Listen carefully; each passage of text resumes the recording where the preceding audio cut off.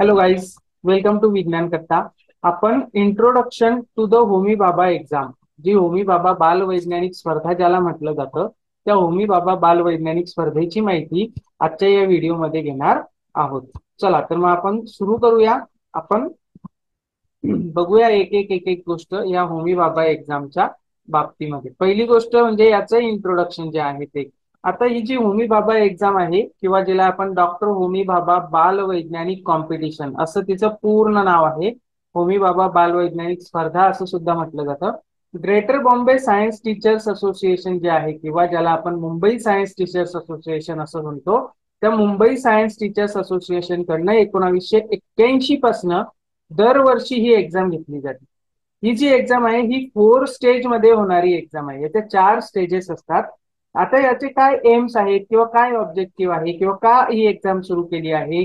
To arouse the curiosity, कुतूहल जागृत करण्यासाठी, प्रॉब्लेम सॉल्व्हिंग ॲटिट्यूड तयार करण्यासाठी, along with the development of precision in observational and motor skills in young scientist. आपले जे बालवैज्ञानिक आहे त्या बालवैज्ञानिकांमध्ये निरीक्षण आणि मोटार स्किल्स किंवा त्यांच्या हाताचं जे कौशल्य आहे ते कौशल्य वाढविण्यासाठी हे आपली एक्झाम जी आहे ती तयार केली गेलेली आहे. त्याचबरोबर हे जे greater Bombay science teachers association किंवा ज्याला आता मुंबई सायन्स टीचर्स असोसिएशन म्हटलं जातं, ते sensitising students towards their immediate environment, आपल्या सभोवतालच्या एन्व्हायरमेंटशी मुलांना कनेक्ट करणं हा त्यांचा एक महत्वाचा हेतू आहे. आणि त्याच्यासाठी ते काही रॅशनल इनिशिएटिव्ह जिथं जिथं आवश्यक असतं तिथं तिथं ते घेत असतात. आणि त्याच्यातलाच हा एक महत्वाचा इनिशिएटिव्ह म्हणजे आपली होमी बाबा बाल वैज्ञानिक स्पर्धा. तर अशा पद्धतीची ही होमी बाबा बाल वैज्ञानिक स्पर्धा जी आहे ती होमी बाबा बाल वैज्ञानिक स्पर्धा. आता या होमी बाबा बाल वैज्ञानिक स्पर्धेमध्ये कोण कोण पार्टिसिपेट होऊ शकतं? तर student studying only in standard 6 and standard 9, म्हणजे इयत्ता 6वी आणि इयत्ता 9वी मध्ये असणारे विद्यार्थी जे आहे ते या परीक्षेमध्ये सहभागी होऊ शकतात. आता याचं माध्यम कोणतं असतं? तर इंग्लिश आणि मराठी अशी 2 माध्यमं असतात. या दोन्ही माध्यमांमधनं तुम्ही परीक्षा देऊ शकतात. आता समजा काही विद्यार्थी जे सेमी इंग्लिश मीडियमचे आहे, तर जे सेमी इंग्लिश मीडियमचे विद्यार्थी आहेत ते पण परीक्षा देऊ शकतात, पण त्यांना एकतर इंग्लिश किंवा मराठी असे मीडियम चूज करावे लागतील. एकतर त्यांना मराठी सिलेक्ट करावं लागेल किंवा इंग्रजी सिलेक्ट करावं लागेल. आणि एकदा सिलेक्ट केलं की पूर्ण 4ही स्टेजमध्ये तुमचं मीडियम तेच राहील, त्याच्यामध्ये कुठल्याही पद्धतीने तुम्हाला बदल करता येणार नाही. त्याच्यामुळे सेमी इंग्लिशच्या विद्यार्थ्यांनी जर त्यांना इंग्लिश कम्फर्टेबल असेल तर इंग्लिश मीडियम चूज करावं, जर त्यांना मराठी मीडियम कम्फर्टेबल असेल तर त्यांनी मराठी मीडियम कम्फर्टेबल करावं. ओके. आता कोणकोणत्या बोर्डाचे विद्यार्थी ही परीक्षा देऊ शकतात? तर सर्व बोर्डाचे विद्यार्थी देऊ शकतात.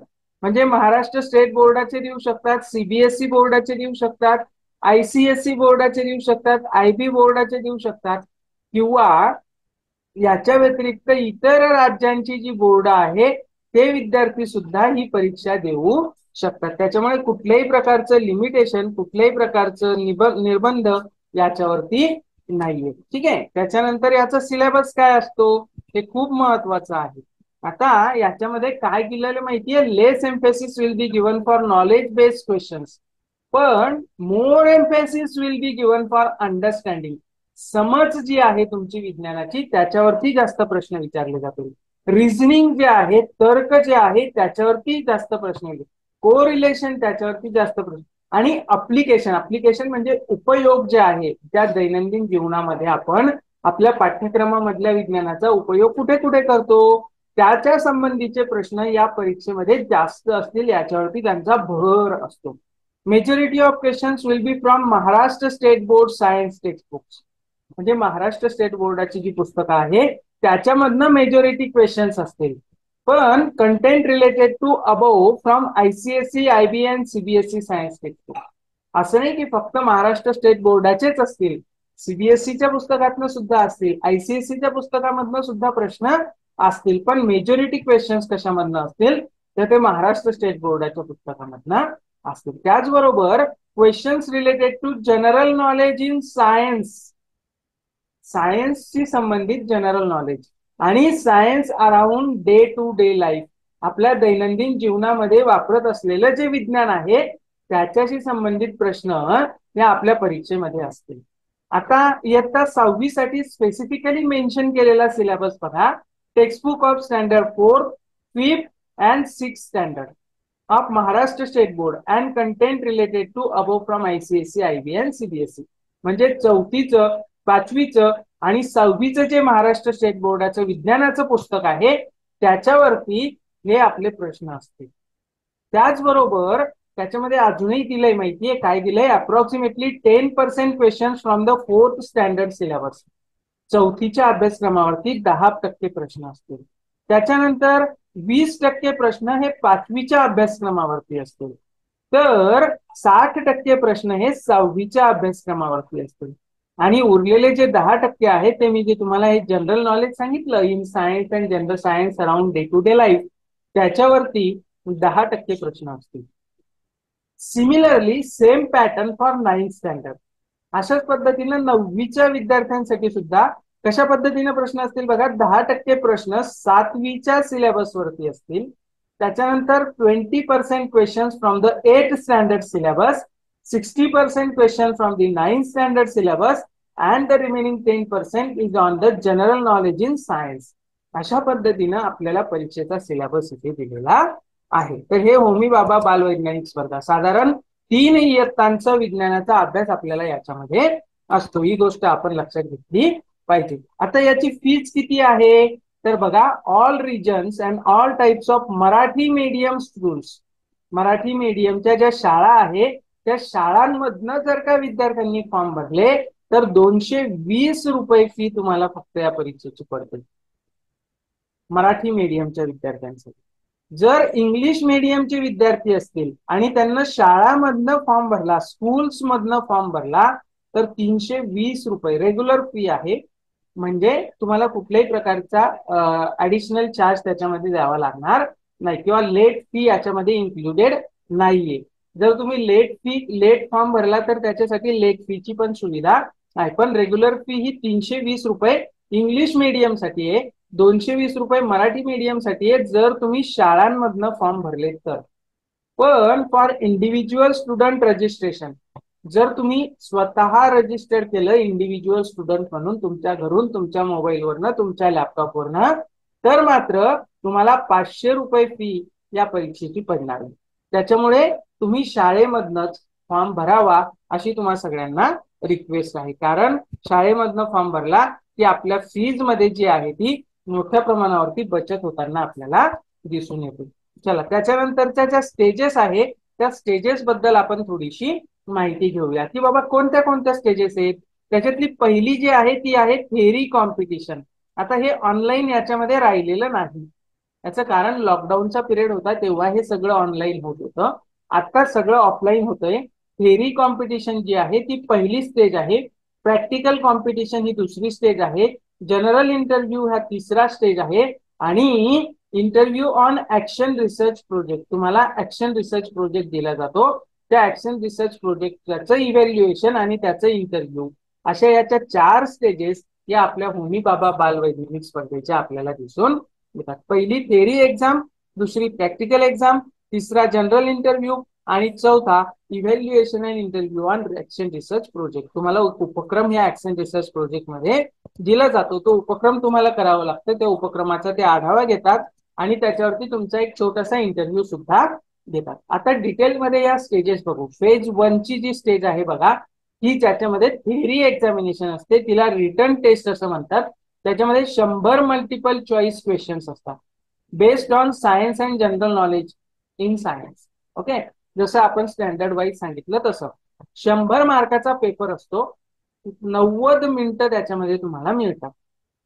आता याच्यामध्ये पुढच्या स्टेजसाठी कशा पद्धतीने सिलेक्शन केलं जातं तर मेरिट वाईज टॉप 7.5% स्टुडंट्स पर रिजन. याचे रिजन्स आहेत महाराष्ट्रामध्ये वेगवेगळे, म्हणजे कोकण असेल, मराठवाडा असेल, पश्चिम महाराष्ट्र असेल, नाशिक असेल किंवा विदर्भ असेल, अशा पद्धतीचे रिजन्स आहेत. या रिजन वाईज प्रत्येक रिजन मध्ये टॉप 7.5% विद्यार्थी जे आहेत ते फेज 2 साठी सिलेक्ट केले जातात. उरलेले जे विद्यार्थी आहेत त्यांना पासिंग सर्टिफिकेट मात्र याच्यामध्ये मिळतं. त्याच्यानंतरची जी फेज 2 एक्झाम आहे त्याच्यामध्ये प्रॅक्टिकल टेस्ट असते आणि या प्रॅक्टिकल टेस्ट मध्ये बघा 6वीच्या विद्यार्थ्यांसाठी 5 एक्सपेरिमेंट्स असतात. 66 मार्काचा एक एक्सपेरिमेंट, असे टोटल 30 मार्क या प्रॅक्टिकल एक्झामिनेशन साठी तुम्हाला असतात. प्रत्येकासाठी तुम्हाला 30 मिनिटं मिळतात. प्रत्येक एक्सपेरिमेंटला 6 मिनिटं तुम्हाला मिळतात. प्रत्येक एक्सपेरिमेंटला 6 मिनिटं. हे 6वीच्या विद्यार्थ्यांसाठी झालं बरं का. आणि 9वीचे जे विद्यार्थी आहेत त्यांच्यासाठी बघा, एक एक्सपेरिमेंट फिजिक्सचा असतो, एक एक्सपेरिमेंट केमिस्ट्रीचा असतो आणि बायोलॉजीचे 10 क्वेश्चन्स असतात स्पेसिमेन्स वरती, म्हणजे काही सॅम्पल्स तुम्हाला दाखवली जातात आणि त्या सॅम्पल्स वरती तुम्हाला 10 प्रश्न त्याच्यामध्ये विचारले जातात. अशा पद्धतीने 30 मार्क 9वीच्या विद्यार्थ्यांसाठी असतात. एक प्रश्न एक प्रयोग भौतिकशास्त्रामधला, एक प्रयोग रसायनशास्त्रामधला आणि 10 बायोलॉजीचे स्पेसिमेन्स तुम्हाला दाखवले जातात. त्याच्यासाठी प्रत्येकाला 10-10 मिनिटाचा वेळ आहे. 9वीला 30 मिनिटाचा वेळ आहे, 6वीला 30 मिनिटाचा वेळ आहे, 6वीसाठी 30 मार्क आहे, 9वीसाठी सुद्धा 30 मार्क आहे. मग याच्यामध्ये सिलेक्शन कसं होतं पुढच्या राऊंडसाठी, तर बघा 30% of marks obtained in phase 1, आपली जी थेरी एक्झाम आहे त्याच्यामधले 30% मार्क आणि सेकंड फेज मध्ये मिळालेले मार्क, म्हणजे या फेज 2 प्रॅक्टिकल एक्झाम मध्ये मिळालेले मार्क, अशा दोन्ही मार्कांची बेरीज करून merit top 10% students will be selected for phase 3 and phase 4.